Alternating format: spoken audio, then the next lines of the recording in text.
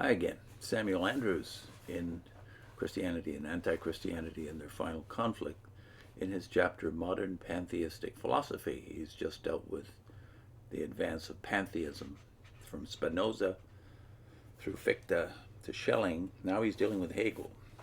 It is at this point that Hegel, who died in 1831, took up the problem, accepting much from his predecessors. He begins with pure, undetermined being, or what is equivalent with nothing, that is capital N nothing, with zero.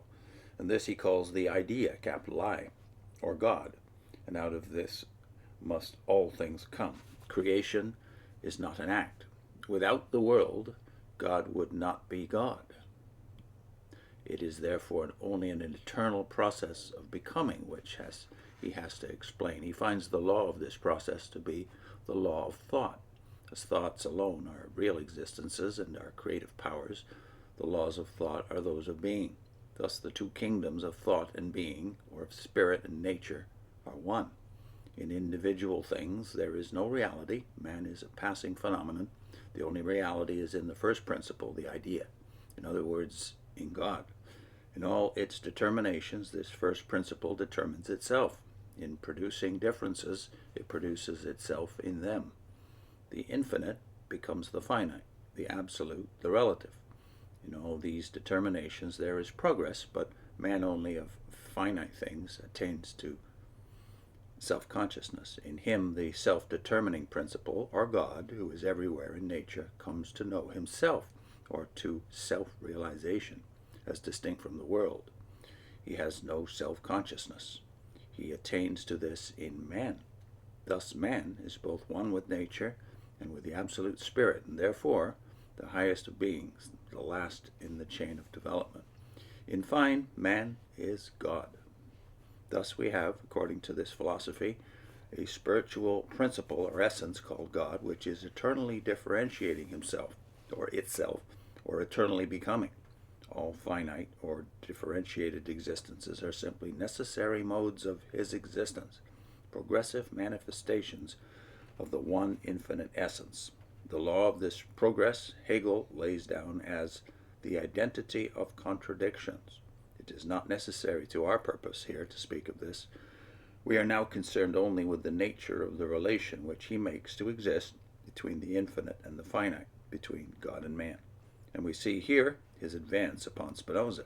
With Spinoza, there is no real progress. Man is but one of the transient forms of finite being. With Hegel, he is the end of the series. Only in man does God fully realize himself. It is true, and should be said, that there has been much dispute among the students of this philosophy, whether Hegel meant to absolutely deny the personality of God and the immortality of man or not. But the most competent and impartial interpreters so understand his philosophy.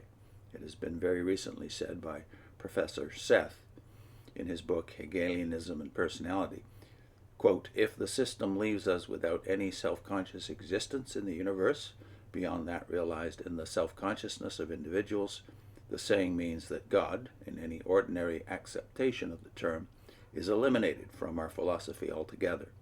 The self-existence of God seems to disappear. Evidently this is to renounce the idea of anything like a separate personality or self-consciousness in the divine being. As to immortality, Hegel shelves the question." Now that's all quote from Professor Seth. Back to Andrews. With Hegel, the climax seems to be reached, the last word to be spoken. All dualism is resolved. God alone exists. He is the all, both the infinite and the finite, the absolute and the relative, the eternal and the temporal. His life is an eternal process of self-development. We know the law of his development, and that its ultimate term is man. Humanity is the consummation of divinity.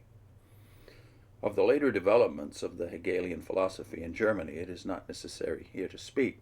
Its three great divisions into right, middle, and left are well known. The first attempts to reconcile this philosophy with the personality of God and the immortality of the soul. The second holds God's personality in a general pantheistic sense, but denies immortality, and the Christ of the Church. The last knows no God apart from the world, no immortality, no incarnation but that in which all men alike partake. In this school are Strauss and Feuerbach, whose position will be examined in another place. Now he moves on to pessimism. The chief representatives of this philosophy are the Germans, Schopenhauer and Hartmann. The fundamental principle, as said by Professor Bowen in his Modern Philosophy, is that, quote, there is a universal, all-pervading will, a blind and incognitive and unconscious God, coinciding in this respect with the one universal substance of Spinoza, end of quote. Of this will, every individual human existence is but a transient phenomenon, and death is its annihilation. Christianity as a religion, Schopenhauer wholly rejects, as indeed he does all religions except that of the Buddhists, which he denies the existence of a God. He says in his Religion and Other Essays that, quote, everything true in Christianity is found in Brahmanism and Buddhism, end of quote. The world is the worst of all possible worlds. Nothing is so good as to cease to be. Quote, all qualities are innate, and bad as well as the good.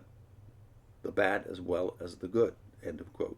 And, another quote, a man's acts proceed from his innate and unalterable character. They cannot be other than they are. Of Hartmann, Professor Bowen says he is a thoroughgoing monist. His unconscious principle is the equivalent of Spinoza's substance and Schopenhauer's will. In the universe is no mark of an intelligent free will. The world, if not the worst possible, is so bad that we are, quote, to will the annihilation of all things, and thus get rid of the misery of existence, end of quote. The blissful repose of nothingness is the consummation, the haven of rest to which we look forward. That this pessimistic philosophy is gaining an increasing hold upon the public mind seems to be shown by the large circulation of its writings, both in Germany and elsewhere. But if so, this must be ascribed chiefly to the loss of faith in God and of the hope of a higher future life. None of its advocates openly commend suicide, but this mode of ending a miserable existence is one which must naturally suggest itself and be more chosen as the gloom of the last days darkens over the earth. He's writing this in the late 1890s, of course, before the miseries of the 20th century. Of the bearings of this pessimistic philosophy on morality, something will be said later. Now he deals briefly with neo-Kantianism, which is also Hegelianism.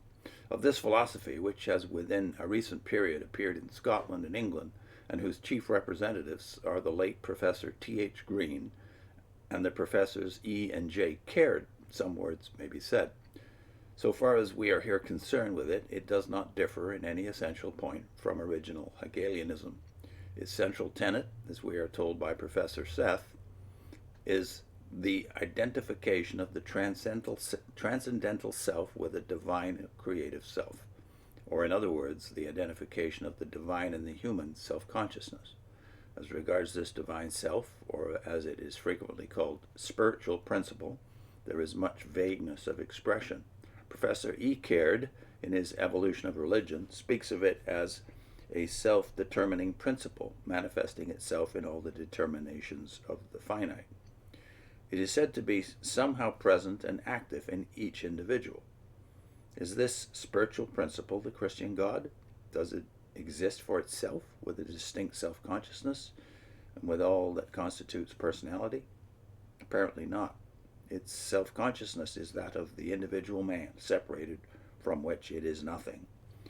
But this takes away the individual self-consciousness, and, as said by Professor Seth, quote, man's selfhood and independence are wiped out with a completeness which few systems of pantheism can rival.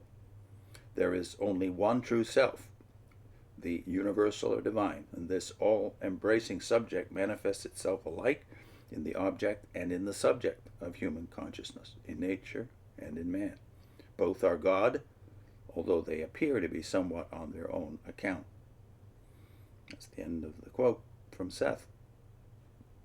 Of the pantheistic character of this neo-Hegelian philosophy, it is said by Professor Upton in his Bases of Religious Belief, writing of Professor Caird's Evolution and Religion, quote, "So far as I can understand his position, it is simply unmitigated pantheism, for according to it, every moral decision to which man comes, noble or base, is an act for which no human being but only God is responsible.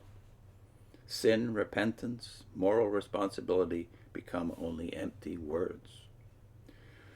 Next time, evolutionary philosophy and Herbert Spencer. I put in a link to our playlist on apologetics, dealing with doubt. See you next time.